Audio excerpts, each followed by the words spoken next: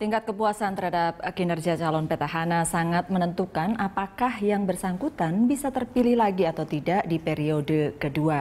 Mari kita simak tingkat kepuasan warga Jakarta terhadap kinerja Basuki Cahayapurnama bersama Jarod Saiful Hidayat. Ini dari datanya Mas Toto ini, bagaimana tingkat kepuasan atas kinerja Ahok Jarod?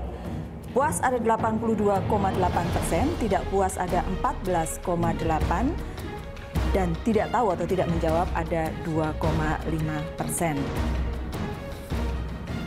Lalu apakah Basuki Cahayapurnama selaku Gubernur DKI Jakarta telah membawa perubahan bagi Jakarta? Inilah jawabannya. Ada 75% yang menyatakan sudah berubah, artinya mengalami perubahan. Tetapi ada 7,5% belum berubah. Ada 14% yang mengatakan sama saja, dan yang menjawab tidak tahu ada 3,5%. Ada 82,8% mengatakan puas, Bang Don. Ada 75% mengatakan Jakarta sudah berubah. Puas banget tampaknya. Padahal masih macet ya. Padahal masih macet, masih banyak. Tapi ini kan mengkisahkan bagaimana berbagai lapisan itu melihat kinerja Ahok, kan? Jadi orang tidak peduli kucing itu hitam atau putih, yang penting bisa tangkap tikus. Dan bahkan untuk beberapa hal, kalau kita lihat sejak Jokowi, kemudian termasuk Ahok ini, rakyat itu mau membiayai untuk memilih pemimpin yang terbaik. Beli kaos, jalan ke situ, tidak ada lagi minta, misalnya kalau dulu itu kan politisi yang membiayai mereka jalan. Dan itu berarti karena orang sudah sampai pada satu tahap baru, ke suatu tahap baru untuk memilih pemimpin yang mereka anggap betul-betul bagus untuk mereka. Nah, kira-kira gitulah kemudian yang menggambarkan bagaimana orang puas. Walaupun seperti kata Mas Toto, banjir tetap ada, macet tetap ada. Tapi itu kan termasuk, kalau tidak salah saya baca di surveinya Carta Politika, ada beberapa hal yang memang kemudian mereka berharap ada perubahan. Kita breakdown ke bawah apa yang diapresiasi secara positif dari terjemahan 82,8%. Nomor 1 itu terkait dengan pelayanan kantor kelurahan. Ini sangat teknis bahasanya ya. Saya pikir itu simbolisasi dari pelayanan publik yang memang jadi ciri khas bukan hanya Ahok, sebetulnya dari zaman Jokowi sebetulnya ya. Dan ciri khas pemimpin alternatif yang ada di Bandung, yang ada di Bu Risma misalnya. Yang kedua, nomor 2 dan nomor 3 ini agak menarik memang terkait dengan pelayanan kesehatan. Jadi pelayanan di puskesmas dan rumah sakit. Yang ketiga, bagaimana fungsi dari Kartu Jakarta Sehat. Jadi ini Kartu Jakarta Sehat dan kemudian ini linear, saya pikir dengan data yang ada di CSIS juga. Entah mengapa ini saya pikir perlu didalami lagi. Di bidang pendidikan dengan bidang kesehatan, apresiasi memang lebih positif di bidang kesehatan. Itu satu catatan penting juga menurut saya. Nah, pertanyaan yang paling tidak memuaskan, bukan tidak ada begitu ya. 3 yang dianggap paling tidak memuaskan, 1 terkait dengan kemacetan. Saya pikir ini problem klasik siapapun yang menjadi gubernur di DKI.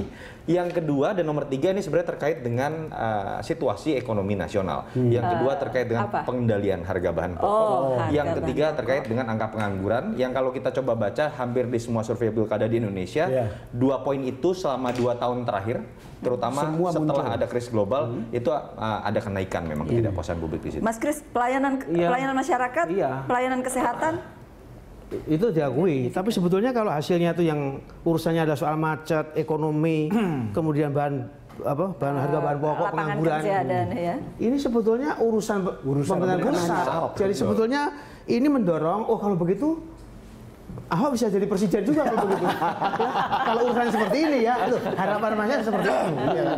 Itu kan buat saya warga biasa, warga Jakarta, saya tidak akan berpikir itu urusan pusat atau daerah. Tapi makanya diberitahu melalui TV yang ini kan begitu ya kan.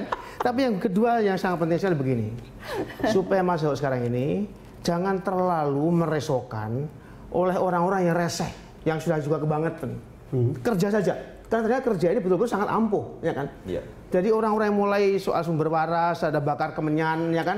Kemudian juga naik kuda kepang dan sebagainya. Itu betul-betul tidak usah diperhatikan. Itu habis waktu nanti. Kerja saja. Rakyat akan menilai kok. Itu saya kira merawat kemenangan yang sekarang ini adalah bekerja sesuai dengan rencana. Dan saya kira yang kedua memang Mas Ahok harus juga lebih mendengarkan suara-suara, misalnya suara-suara bagaimana yang berargumentasi satu-satunya panggil Ahok Mas itu ya Mas Kris. Loh, karena Jogja saya. Iya. Mas itu maksudnya lanjut. Mas Ahok. Saya ingat dialog Mas Ahok itu dengan Bang Donald. Itu yang paling baik. Kalau memanggil Mas Prabu itu namanya Ndoromas. Kalau Mas Ahok itu Dimas ya kan begitu. Nah. Ada 3 hal yang kemudian disinggung oleh Ahok begitu ya. Soal otak, saku, dan dompet.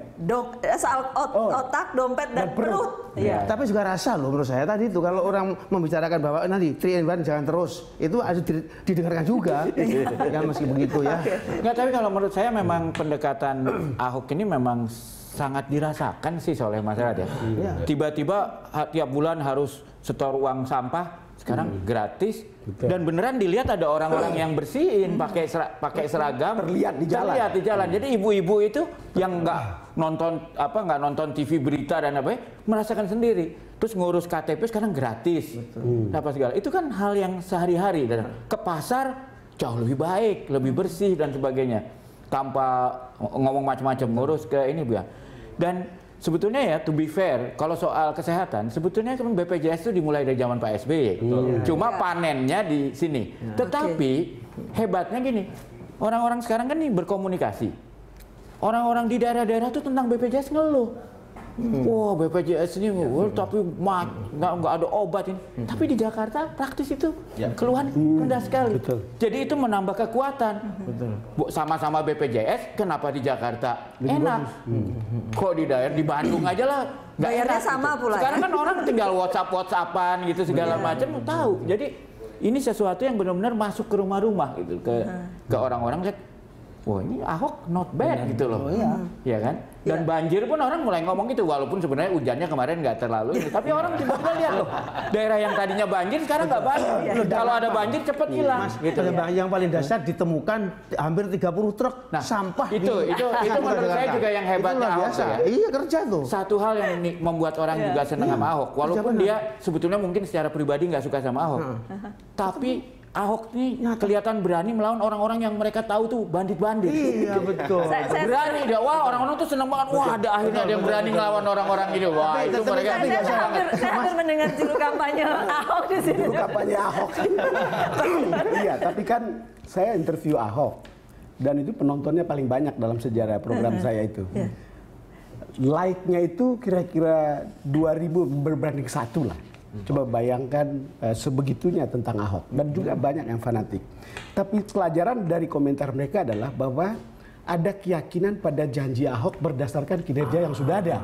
Jadi gitu. Janji Ahok nyata. Janji Ahok itu mereka bilang sudah ada. Kasih lagi waktu untuk bisa memenuhi janji-janji berikutnya. Kan itu kan akan ada Semanggi interchange, lalu 6 jalan layang non-tol, lalu kemudian LRT, MRT dan seterusnya, yang kemudian menjadi bagian dari yang membuat kita stres dan mahal di Jakarta, bukan? Kelihatannya hal-hal inilah yang kemudian orang tetap mempertaruhkan kepercayaan itu. Kalau lihat dari situ ya, tentu surveinya Mas Toto mungkin bisa lebih menjawab. Jadi ada track record, ada harapan yang kemudian dipelihara.